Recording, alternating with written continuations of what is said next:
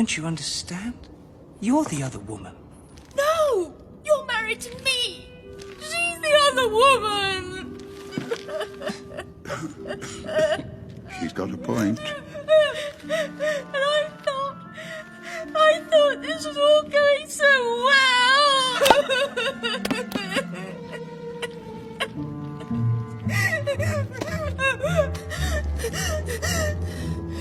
Look, I'm sorry, but this just can't work.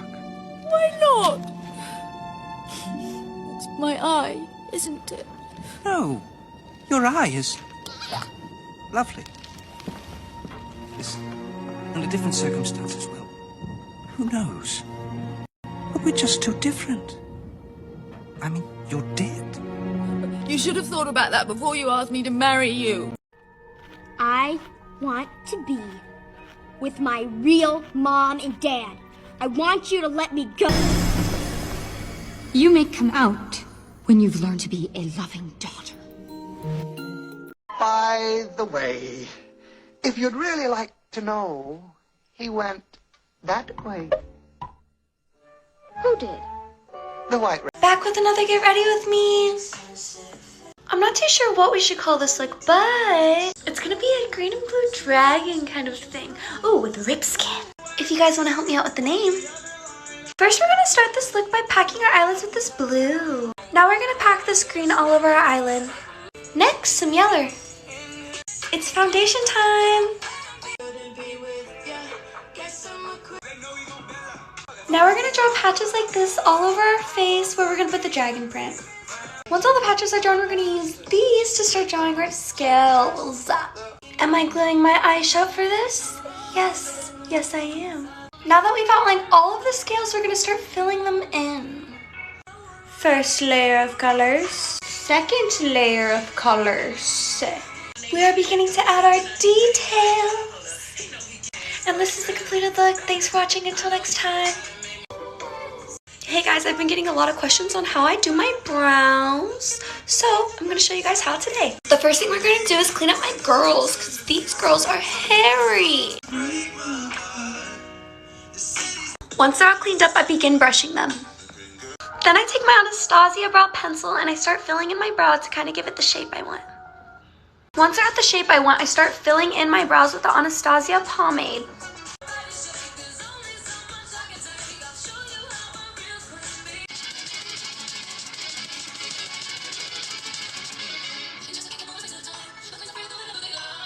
I then take some concealer and I start cutting my brows.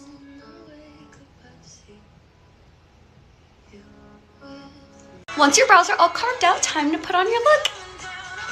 And this is what you put your look on. But we're running out of time. Thanks for watching. I love you all so much. Until next time. So I was at this party last night with some friends, and this guy comes up to me and he says, "You're so beautiful, can I have your number?" And I said, "No." And he said, "Oh, playing hard to get." And I said, "No, I'm simply not interested in you." And he said, "Why can't you just be nice and give me your number?" And I said, "Why did I think of that? I changed my mind all of a sudden. Of course you can have my number. Let me put it in your phone for you." And he said, "Really?" I said, "Yes, but it might take a couple minutes because I'm a little drunk." And he said, "Take your time." Good thing I wasn't drunk because I was able to find his Venmo app right away. So I put my phone number in there and suddenly I'm $5,000 richer. And I'm wondering how on earth did that happen? Did I do that? Yes. I know I wasn't entitled to and he definitely would have said no, but I took it anyway. I guess I just can't seem to take no for an answer. I had a birthday party. It's no big deal. I mean, you know, I was just blossoming, turning into a woman. And so I remember my mom was like, "No one's allowed in the rooms. Everyone needs to be outside. If you see anyone inside, you need to tell me." I was like, "Oh my God, Booma, you don't need to pop off. I get it, Booma. Come on."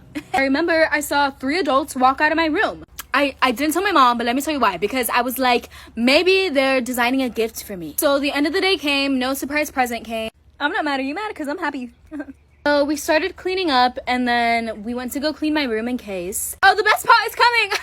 There was a voodoo doll under my bed. You know, it looked exactly like me. I remember there was one needle on its left eye, another needle on its heart, and it was laying on like a ratchet green leaf. And then next to it, there was a note that said, "This is all gonna be mine," in cursive. So then my mom started doing research on this. Sally, I need your help more than anyone's. You certainly do, Jack. I had the most terrible vision. That's splendid. No, it was about your Christmas. There was smoke and fire. That's not my Christmas.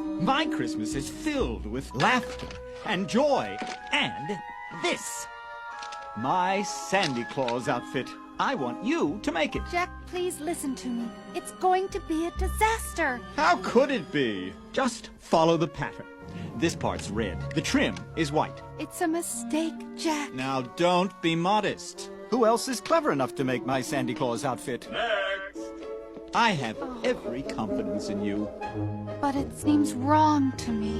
Very wrong. I was having a sleepover at Lucy's house, and I woke up in the middle of the night to someone or something tickling my feet. I scream, and then I hear shuffling. Lucy wakes up, and she's like, "What's wrong?" And I tell her that something was tickling my feet, but she doesn't believe me. I'm like, "Well, why is the door open? We shut it before we went to sleep." And she goes, "Relax. Sometimes it happens because there's a draft in the house." And I tell her that I think it was her uncle who was tickling my feet, and she goes, "Oh, come on, you're hallucinating." And honestly, at the time, I had a bad feeling about Lucy's reaction. It felt like she was gaslighting me, and I had no idea why. A few weekends later, Lucy and I are chilling at the mall on a Saturday afternoon. My parents let us go to the mall together alone, but their one rule is that we have to stay together the whole time. They call it the buddy system. So that day, Lucy's acting weird. She keeps looking around nervously and checking her phone. She says she has to go to the bathroom, and I'm like, "Okay, I'll go with you," because we always go together even if the other person didn't have to pee. And Lucy's like, "No, I'll go alone. I'll be quick." And I'm like, "No, I'll just go with you." And she snaps really aggressively, and she's like, "Just stay here." And then she spins around and sprints away from me. So when I was about 5 or 6, I had a best friend named Maggie who lived next door. We would always go outside and play together. One day around dinner time, we saw a little girl around our age staring at us on the side of another nearby house. She was extremely pale and wearing a white dress. We would see her for days on end in the exact same dress. And as soon as we would yell for her to come play with us, she would run around to the front of her house. One day, we finally decided to chase after her. As soon as we rounded the corner to her front yard, she was gone. Like, she had literally disappeared. When we were walking back, we noticed a pile of dirt next to our house.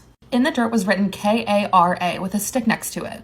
We just assumed she was shy and wrote her name out for us, Kara. The next day we saw her again and started yelling, "Kara, Kara, wait!"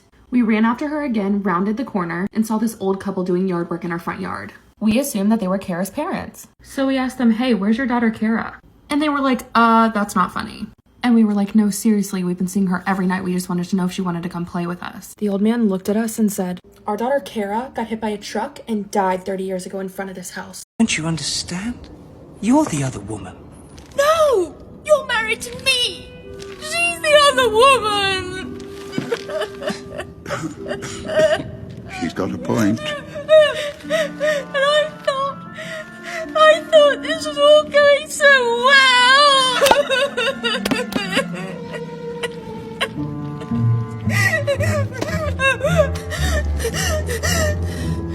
Look, I'm sorry, but this just can't work.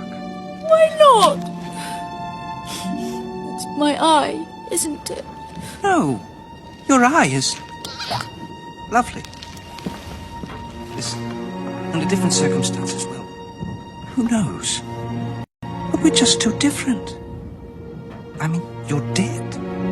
You should have thought about that before you asked me to marry you. One day, my cousin made a Tinder, and we were having a family barbecue, so he came over.